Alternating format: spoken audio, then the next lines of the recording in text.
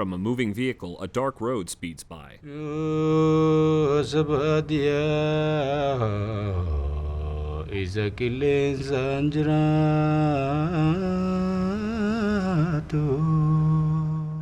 title appears, Faya Dayi.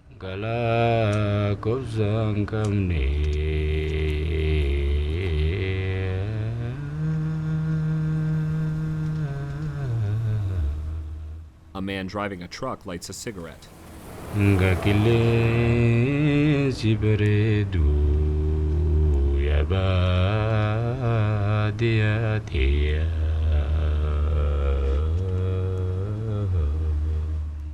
A leafy plant sits on his dashboard.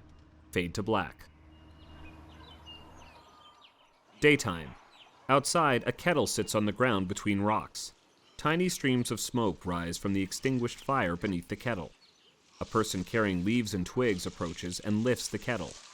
They set the dry kindling on the ground between the rocks.